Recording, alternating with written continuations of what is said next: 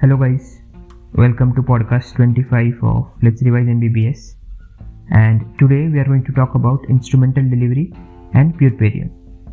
Okay, and in instrumental delivery we are going to mainly talk about forceps and vacuum delivery.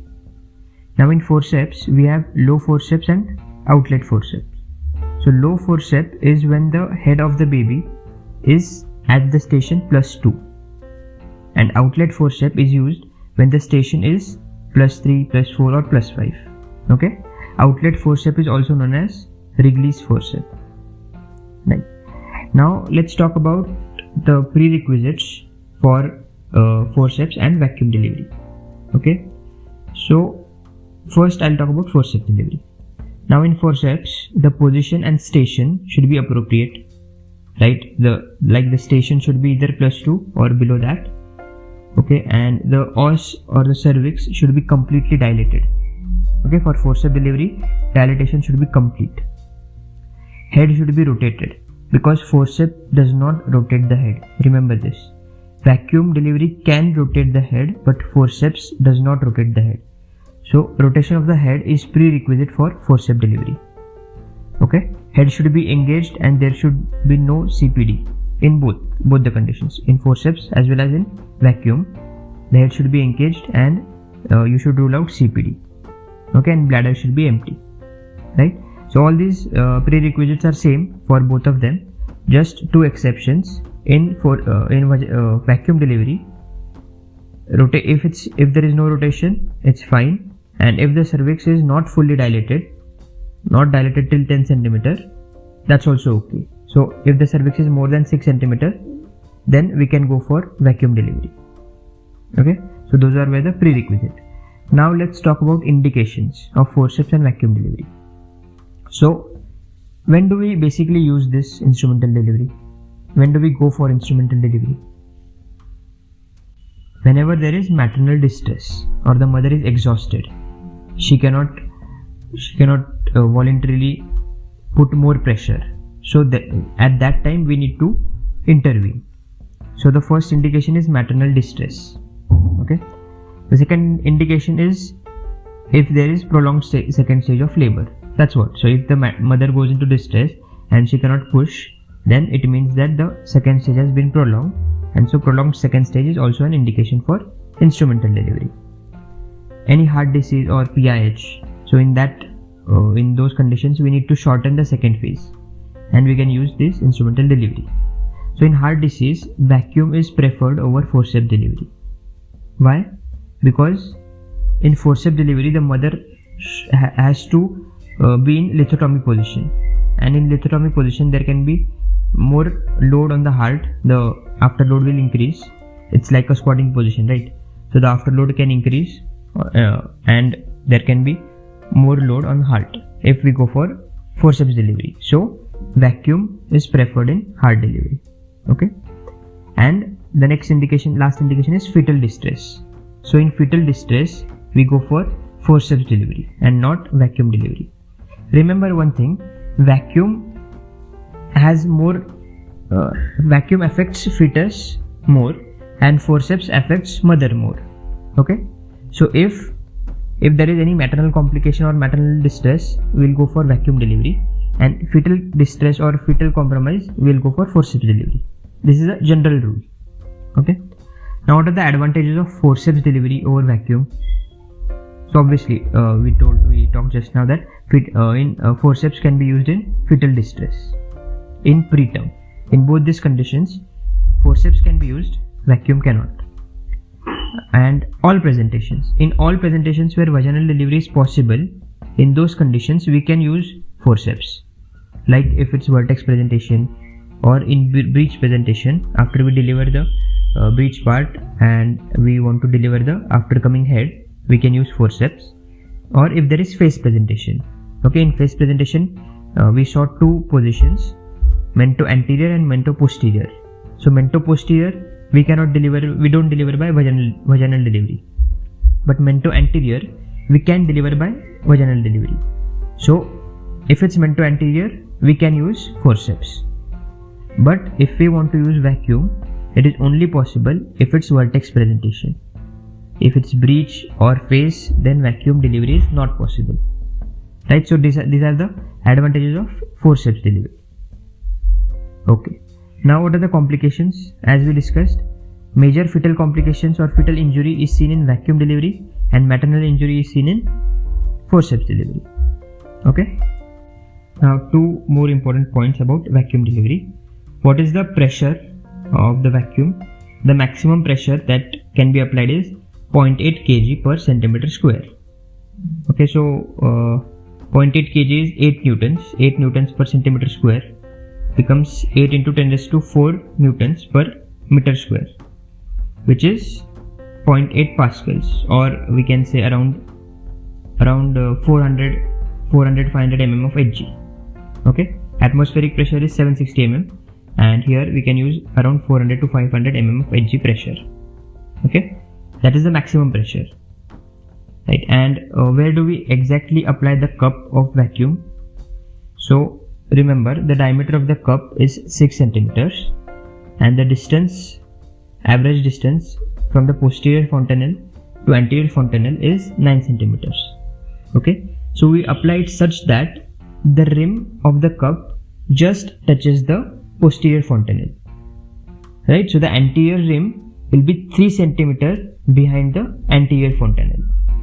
Okay, and the center of the cup will be 3 centimeters ahead of posterior fontanelle and 6 centimeters behind the anterior fontanelle. Okay, remember this position because this position is frequently asked. Right, now let's move on to the next topic, which is puerperium. What is puerperium? It is the period from the time of delivery of placenta to 6 weeks after delivery. Okay, so up to 6 weeks the period is known as puerperium. We divide this 6 weeks into 3 parts: immediate puerperium, early puerperium, and late. So immediate is up to 1 day, late is up to 1 week, early is up to 1 week, and late is up to 6 weeks. So immediate is up to 24 hours, and primary PPH is common in immediate puerperium, and early puerperium is till 1 week, and late puerperium is up to 6 weeks, and secondary PPH is common in early and late PPH. Early and late puerperium. Okay, so secondary PPH is common after 24 hours, and primary PPH is before 24 hours. Alright? Okay. Now let's see about involution of uterus. So in puerperium there is basically reversal of all the organs to their original shape and size, but two organs, which are breast and uterus, cannot completely revert back to their original size. So immediately after delivery of placenta, the height of the uterus is at the level of umbilicus, which is around 20-22 weeks, and every day its height decreases by around 1.25 centimeters every day. Okay, and by the end of 10th or 11th day, the uterus becomes pelvic organ, so it can no longer be palpated per abdominally.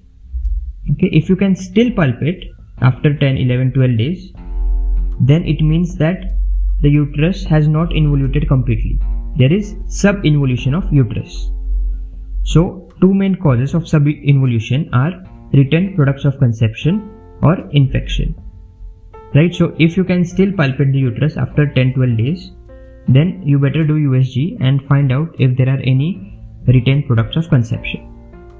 Right, so this was about height of the uterus. Now let's talk about weight. So immediately after delivery, the weight is 1 kg, 1000 grams. After 1 week, it becomes half, which is 500 grams. After 2 weeks, it further decreases to 300 grams. After 3 weeks, it is 100 grams. Okay, and at the end of puerperium, which is at the end of 6 weeks, it is around 60 to 80 grams. Okay, now what is lochia? Lochia is basically a physiological discharge from the uterus, which goes on up to 4 to 6 weeks and mainly contains blood and some uterine tissue, mucus. Okay, all these make the lochia. The pH of lochia is slightly alkaline. Okay, most of the discharge OBS which we have studied are alkaline, okay, except the vaginal discharge. Rest all, like we saw amniotic fluid, okay, there are many discharges which most of them are alkaline. So now there is sequence of lochia, so 3 sequence, and there are 3 different colors. So there is lochia rubra, lochia serosa, and lochia alba.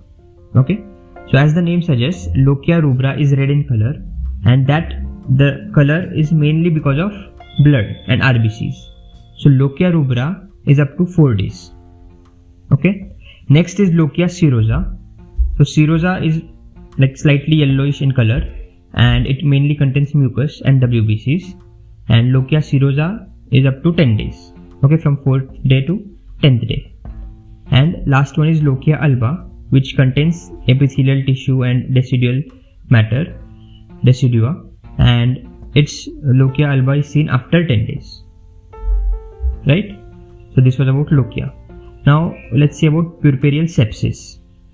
So puerperial sepsis, we say that the female has puerperial sepsis if the fever is of more than 100.4 degree Fahrenheit, okay, measured twice, 1 day apart, okay, and this puerperial sepsis is common within 10 days.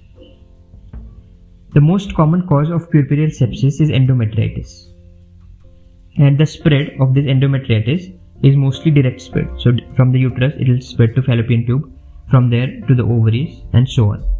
So spread is direct, and the most common organism involved in this endometritis is group A, Streptococci, right? And management is clindamycin plus gentamicin. These are the empirical treatment, but clindamycin and gentamicin is effective in most of the conditions, so that is the best management. Now if I ask you a question like which of the following mode of delivery has highest risk of puerperial sepsis? C-section, vaginal delivery, or instrumental delivery? What do you think? Right, the answer is C-section. Okay, that's why if we are taking a patient for C-section, we compulsorily give her prophylactic antibiotics, but that prophylaxis is not required in vaginal delivery. Okay. So now let's see about changes in cervix and vagina. So if you see the os, internal os in nulliparous females, it is pinpoint, but if you see it of multiparous or those female who have given birth vaginally, the slit, it is slit like, the os is slit like. So this is the change in cervix. Now in vagina, the vagina comes to its normal shape and rugosities reappear within 3 weeks. Okay. Now contraception during puerperium. So if we want to go for permanent contraception, that is tubal ligation, it is performed within 7 days and it is performed by mini laparotomy technique.